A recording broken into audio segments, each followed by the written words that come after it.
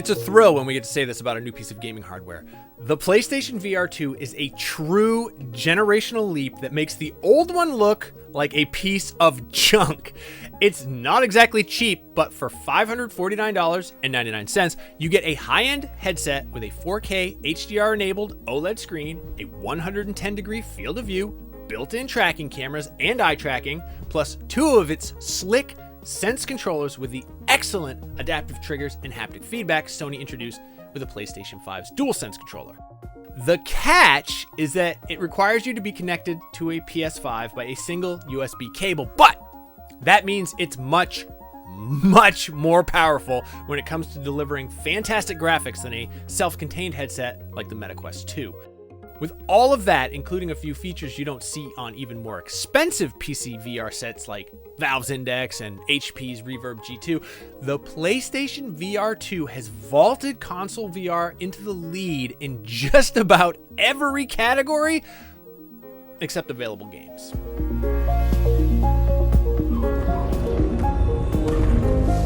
It's heading towards Dawn's grasp.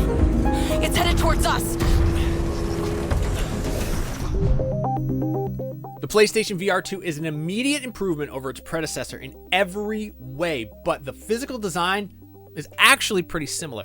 Like its forebearer, it's got a clean black and white look that matches your PS5, and it's built around an adjustable head strap that's separated from the VR display itself, which does a great job of comfortably accommodating a wide range of head shapes and lets the weight of the screen rest on the top of your head rather than on your face.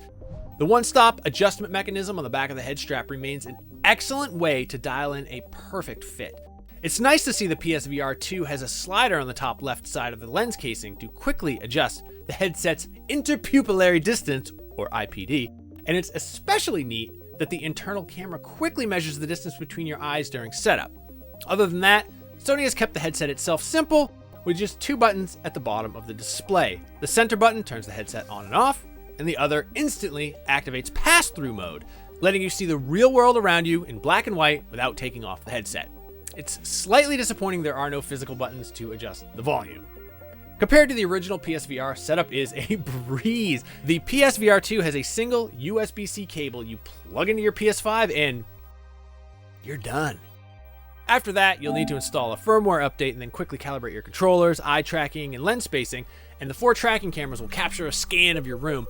It is extremely cool to see it accurately map out the geometry of a room and everything in it, including furniture, pets, even leftovers on your coffee table. Clean up your coffee table. Once you carve out a play area, the PSVR2's guardian walls rise out of the ground, clearly marking which parts of your room are safe to walk around in.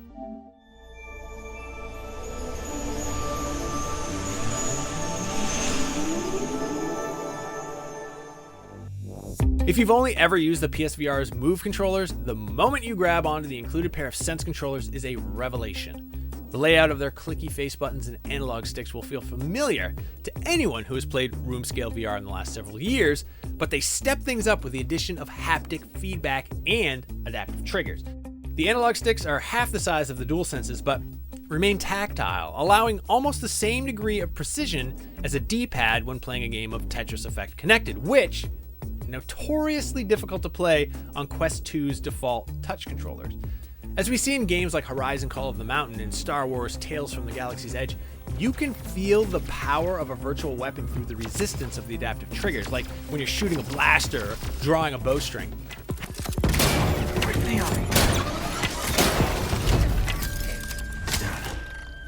Haptic feedback improves this effect by simulating certain forces, textures, and noises through subtle vibrations, but it also makes its way into enhancing calmer and more subtle interactions, such as the flow of water on your kayak paddle in Kayak VR.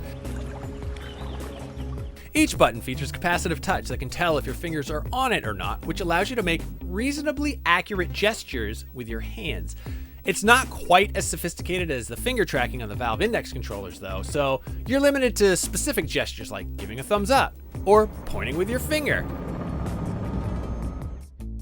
Just like the DualSense, Battery life is a concern here. With all that vibrating and resisting, a full charge only lasts around 4 to 5 hours. That's a long time for a session of VR gaming, but the fact that you can't swap out batteries for a fresh pair means you might get cut short if you forget to plug them in. Likewise, the Sense controller's ring design may take some getting used to. It can be difficult to figure out where your hands are supposed to go by touch, but they're comfortable to hold once you get a grip. In contrast to the OLED panel included in the original PSVR, the PS VR2's 4K HDR OLED panel offers richer colors and up to a 120 Hz refresh rate, making even less visually detailed games come to life. The screen door effect was never an issue on the PSVR, and it isn't here either, but with proper IPD calibration, you can now tactically eliminate glare as well. The fact you're encompassed by 110 degrees of scenery at all times makes VR all the more lifelike. That's 10 degrees wider than the original PSVR, and it's a significant difference in how much of the world around you can see. Still a bit like wearing a scuba mask, but it's a bigger, less claustrophobic scuba mask. The PSVR2's access to the PS5's graphical horsepower allows its games to have vast draw distances, much like their flat-screen counterparts, and there's no better demonstration of this than in Horizon Call of the Mountain. You can see fully simulated mechanical creatures running around across the map, contrasted against cascading waterfalls and picturesque mountaintops, reflecting light off into the distance. Similarly, Cities VR Enhanced Edition allows you to build urban sprawls that truly come alive from a distance. And now you can see all of it all at once. On top of that, PSVR2 has a fancy new trick called foveated rendering, which means its built-in IR camera tracks the movement of your eyes and uses that information to improve efficiency. Because it knows exactly what you're focused on, it can put all its processing power into making that area super detailed, while everything else can be dialed down to conserve resources. It's also neat that certain games can now allow you to select menu options with your eyes or toggle interactions just by glancing at a character. The only other headset available right now that can do this is the MetaQuest Pro, and that'll cost you $1,500. Another nice touch you don't see on other popular VR sets is built-in headset vibration, which adds a new layer of immersion to gameplay when implemented at the right moment. Roving dinosaurs in Jurassic World Aftermath and explosions in Star Wars Tales from the Galaxy's Edge both generate haptic vibrations that pulse through the headset, coinciding with the distance, position, and intensity of the sounds they produce. It can bring the cinematic details out of sound design in games that implement it skillfully, but it needs proper 3D audio to really work as intended, which means the disappointing packed-in earbuds don't cut it quite as well as something like Sony's own Pulse 3D wireless headphone.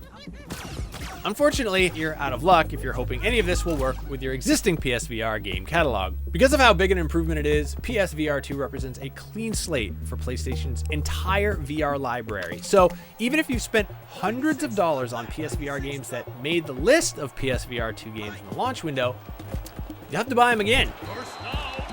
And considering that there just aren't a ton of new games announced yet, it might be a little while before the PSVR2 catches up to other platforms in terms of selection. Hey, you need a drink? I need a drink. I need a couple drinks. The PlayStation VR2 may seem pricey, given that it costs $150 more than the base PS5 Digital Edition console you'll need to use it.